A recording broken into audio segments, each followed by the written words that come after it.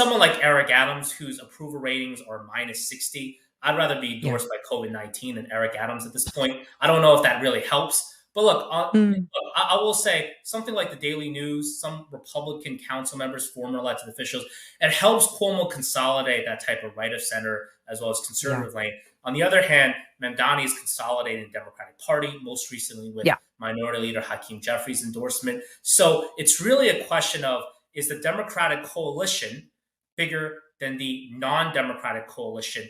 And when you look at that, the math is always going to be favored in New York City towards Democratic coalition. For sure. Yeah.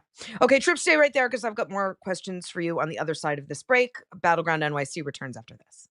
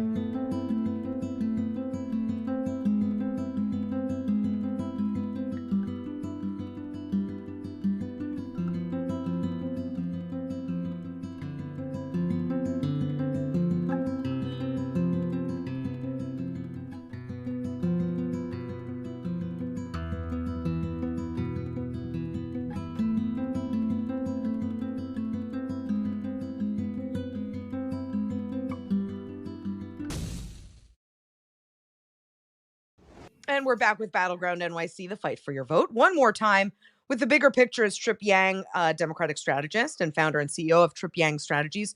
Trip, over in New Jersey, just across the Hudson River. I mean, if you're not familiar, New Yorkers see New Jersey across the river. That's real.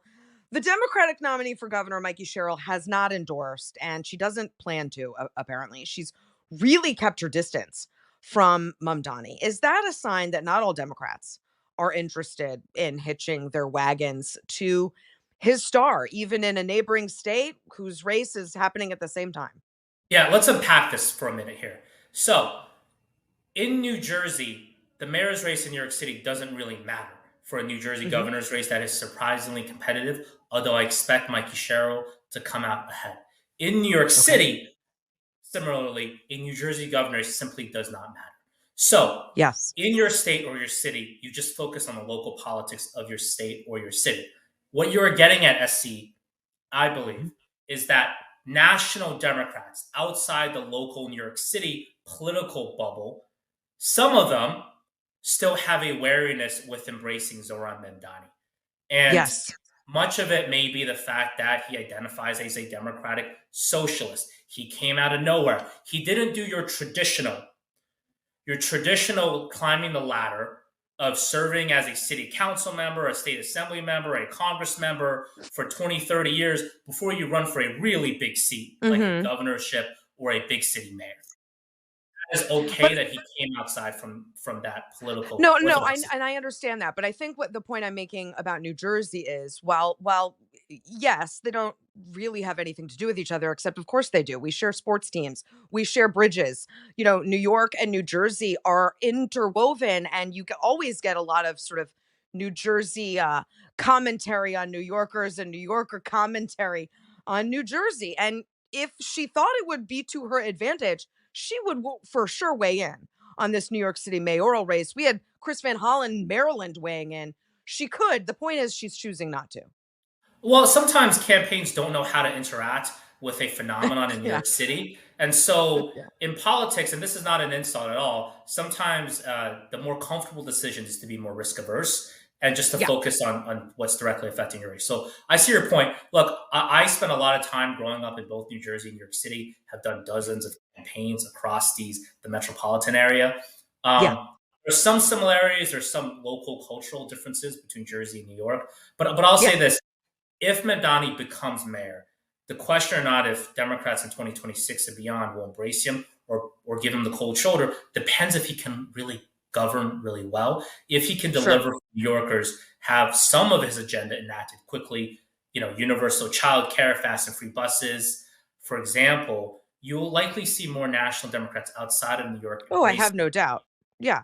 I have no doubt. I mean, because there's no risk in embracing a guy who's doing well, right? The risk is now ahead of time when you don't know what he's going to do or if he can make good on his promises. What do you make of the main Senate race? There are some parallels. Graham Plattner is an outside progressive taking on an older establishment Democrat in Janet Mills.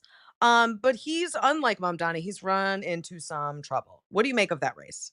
Yeah, I don't view this as similar to, and I've done campaigns in Maine. I don't view this as Yep. that similar to New York City at all. What's Okay. similar is that both Graham Plattner and Zoran Mamdani have been endorsed by Bernie Sanders in their Democratic primary. They have more of that leftist, outside Yeah. the establishment appeal, but they're Mhm. fundamentally two very different types of candidates. Graham Plattner has, look, quite frankly, a real history that he has to be accountable and clarify. Mamdani has been brought through the ringer, and Mamdani's actually pretty clean, right? Mamdani has said some comments about policing that he has apologized and walked back, but relatively speaking, Mamdani's as clean as you can get for an elected.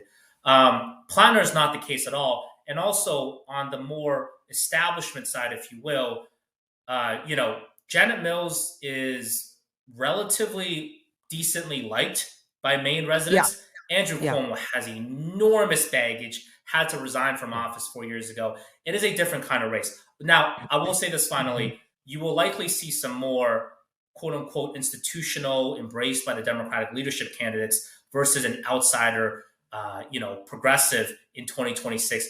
That is quite frankly, as you know very well, that is Mhm. how the Democratic Party has been ever since Bernie ran for president in Yeah. 2016. It is Yeah. just modern Democratic politics. And I'll say this finally: I do think it is healthy for the Democratic Party to have this internal debate. We'll see. I think that the verdict's out yet. not, it's not in yet. We'll see how well they're positioning themselves for the midterms. Trip Yang, thanks so much for coming on. As always, we appreciate you, and thank you for tuning in. We'll see you back here tomorrow and Monday through Friday until this election's over.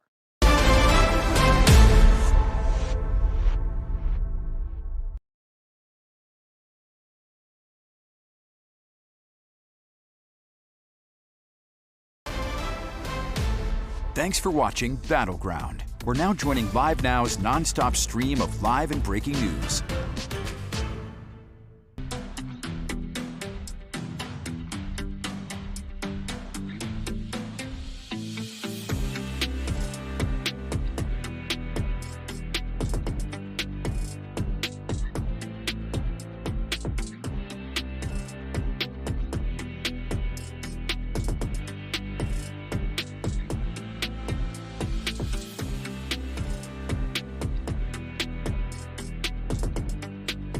We are back here for you on Live Now from Fox. I'm your host, Mike Page. Always great to be with you as we continue to bring you some of the day's biggest top stories and headlines. One of the stories that we have been following for quite some time has been the latest updates coming out of Chicago as the Trump administration continues to put pressure on officials, not only the city mayor, but also the Illinois governor, as really these immigration enforcement operations that continue. I want to go out right now, live out to Chicago.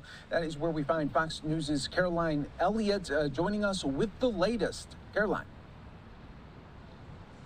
Yeah, Mike, these numbers are just staggering. So far, we're told 527,000 undocumented migrants have been deported since January, and we're told another 1.6 million left on their own. So again, this is the latest numbers that we're hearing from DHS this afternoon, and our sources tell us that they think we're on track right now to be the highest number of deportations in 1 year on record. ICE started those targeted arrests in January, pretty much on Trump's first full day in office, and since then ICE operations have continued across the country. At this point, we've arrested and deported about 500,000 illegal aliens from this country, and 1.6 million illegal aliens have self-deported, but we have a lot more work to do. I think we're going to be making great progress. We've have 175,000 applications to ICE, so we can really surge our workforce. And over the weekend, anti-ICE protests continued in Chicago, where protesters were calling for ICE agents to get out of the city and even yelling at local police, who we should note does not handle immigration enforcement.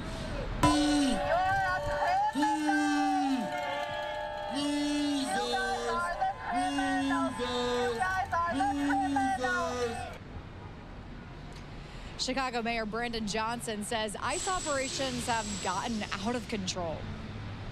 He's trying to intimidate and erase immigrants and working people and anyone who believes in democracy and justice. But here's the good news. Trump cannot intimidate us. And more protests are expected here in Chicago tomorrow. Mike. Definitely a hot city when it comes to all of the attention that it is getting right now. Caroline Elliott, thanks so much for the latest updates and numbers regarding, again, these deportations. We appreciate it here on Live Now from Fox, as always. All right, everyone, we'll take another 2-minute break. We will be back with more